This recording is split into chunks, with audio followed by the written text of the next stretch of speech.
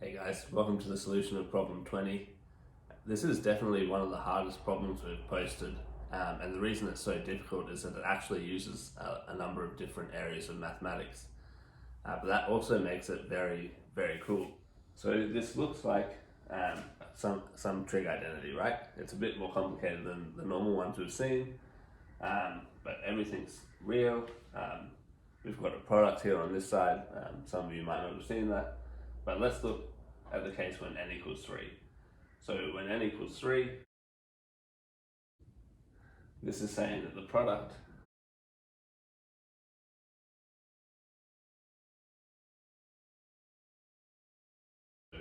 here k equals 1, here k equals 2, and that's what we go up to in this case. So we know this, in this case we know sine of pi on 3 is root 3 over 2. And sine of 2 pi on 3 is also root 3 over 2. And we get 3 over 4, and you'll find that that's what you get on the right hand side too. So 3 over 2 to the 3 take 1 is this, which is also 3/4. Okay, and this result is saying that this will work for any n as we keep going up. And so you might think that this is sort of an inductive proof, right? That looks like it might be a good thing to start trying, but you'll find that there's sort of not a very good way to go from n equals 3 to n equals 4, or n equals 5 to n equals 6, etc. Right, there's no good way to link this to sort of the next case up. So the way to tackle this properly is to use complex numbers.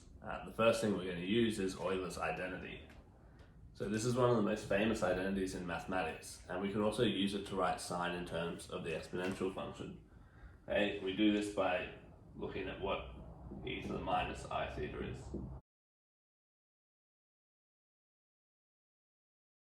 Okay, so if we plug in minus theta, we end up with this, and we know that cos of minus theta is the same as cos of theta, and sine of minus theta is minus sine of theta.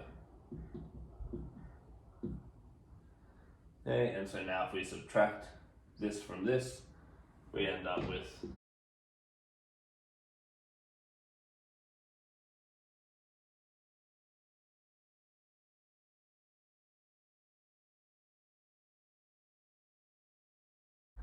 we now have an expression of sine in terms of the exponential function. So we're now going to use this identity to rewrite the left-hand side.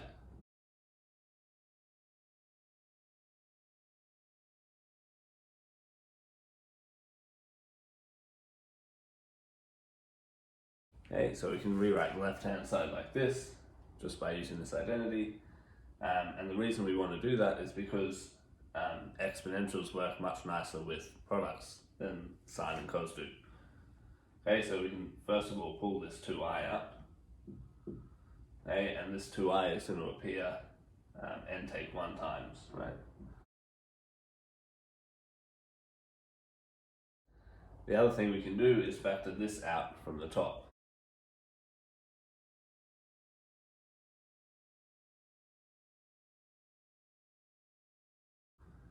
Okay, so if we factor this from the top, we double this, and that just leaves a 1 there. Now, since we have a product here, we can split this product across both of them, and then we're going to deal with those separately.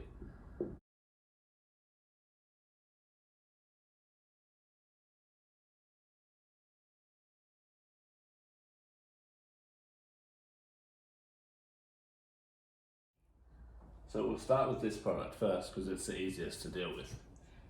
So if we look at what's really happening here, so we have e to the minus pi on n, that will stay the same. The only thing that's changing is the k. Okay, so we get e to the minus I pi on n times 2 pi on n times 3 pi on n, etc. all the way up to n take 1.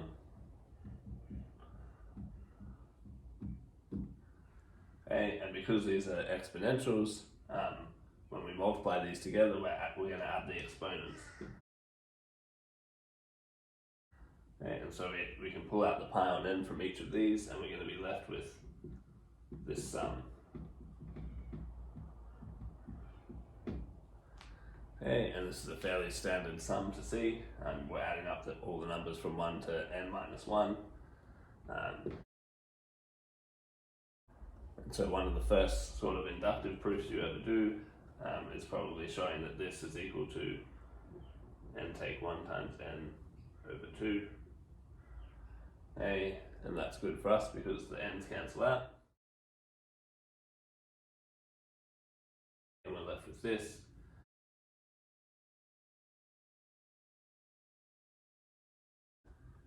Okay, so I'm going to write it as e to the I pi on 2 to the 1 minus n. And so the negative here has been captured here by swapping these over, right? The reason I'm going to write it that way is because e to the I pi on 2 is really just I. Okay, so that means that we can replace our first product with I to the 1 take n. And so now we need to deal with this second product here. And this is the most technical part of the proof.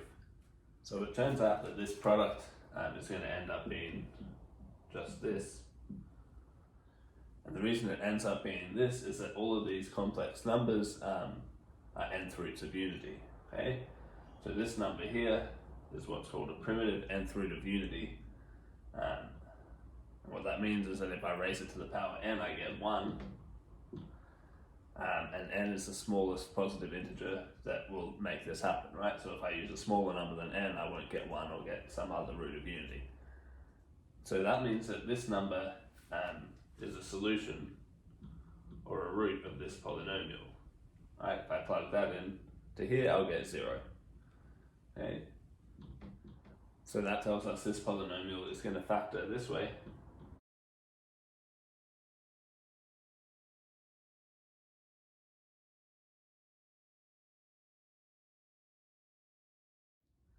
Okay, and so the product that we're looking at is sort of like this last part here, right? But with 1 where the x's are. And so that's what we want to try and get to. And the way that we're going to do it is by using some calculus, okay? So if we take the derivative of both sides, so the derivative over here is easy. Hey, the derivative over here is not as easy, right? We're going to have to use the product rule. So when we use the product rule, we're going to get the derivative of this thing here, which is 1 times all of this.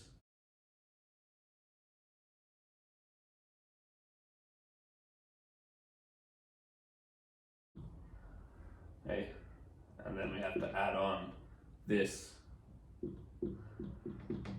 times the derivative of this.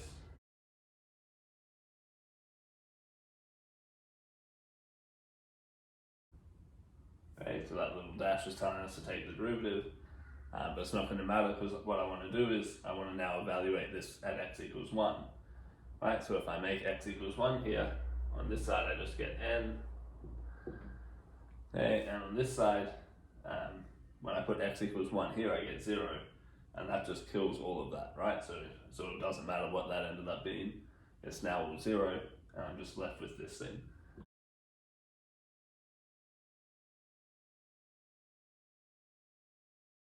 Okay, and that should be a 1, right? We've made x equal to 1. Okay, so we're almost there, right? We know that n is equal to this thing, and you'll notice that the product we have up here is almost the same, but these have been swapped over. Alright, and so that means that for every bracket we have, we're going to pick up a negative 1. Okay.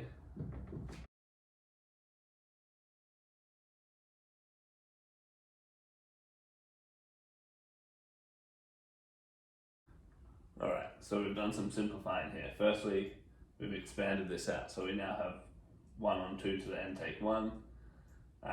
We get I to the n take 1, but we've written that as I to the minus n take 1 up the top, which is this.